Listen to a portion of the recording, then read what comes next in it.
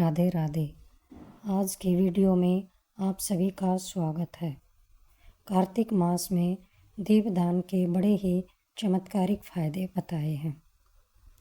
आज की वीडियो में हम जानेंगे कि किन किन वस्तुओं के दान से अगले जन्म में सबको मिलता है राजसिक सुख और अक्षय पुण्य।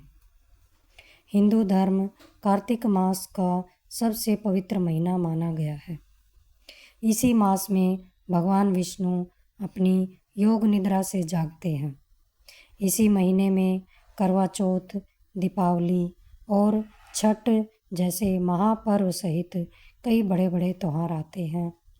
इस पावन महीने में नियम पूर्वक दीपदान और तुलसी पूजा करने से भगवान विष्णु और माता लक्ष्मी की विशेष कृपा मिलती है। धार्मिक मान्यता के अनुसार कार्तिक मास में किए गए दान और दीपदान से अक्षय पुण्य की प्राप्ति होती है और सभी पापों का नाश होता है। शास्त्रों में इस माह को दीपदान के लिए बेहद महत्वपूर्ण बताया गया है। इस पवित्र मास में सूर्योदय से पहले उठकर स्नान करके नदी या तालाब में दीपदान करने से विशेष पुण्य की प्राप्ति होती है। वहीं सुबह तुलसी के सामने घी या तिल के तेल का दीपक जलाने से व्यक्ति के सभी पापों का नाश हो जाता है और अगले जन्म में वह महान कुल में जन्म लेता है। शास्त्रों में कहा गया है कि कार्तिक मास में तुलसी पूजा और गंगा स्नान करने से प्राप्त पुण्यों से ही अगले जन्म में रुक्मिणी भगवान श्री कृष्ण की पटरानी बनी। इस माह में हमें अन्न का दान भी करना चाहिए। अन्न दान सबसे बड़ा दान कहा गया है, इसलिए हमें अन्न दान अवश्य करना चाहिए। श्रद्धा भाव से अन्न दान करने से अक्षय पुण्य की प्राप्ति होती है और व्यक्ति के सभी पाप नष्ट हो जाते हैं। कार्तिक मास में सुहागिन महिलाओं को सुहाग की सामग्री का दान भी करना चाहिए। इससे सौभाग्य और अखंड सुहाग की प्राप्ति होती है। धार्मिक मान्यताओं के अनुसार कार्तिक मास में भगवान विष्णु को तिल अर्पित करने से व्यक्ति के सभी पापों का नाश हो जाता है और जीवन में सुख समृद्धि और शांति बनी रहती है। कार्तिक मास को दान और दीपदान का महीना कहा गया है। इस पवित्र मास में किया गया दीपदान अनंत गुना फल देता है।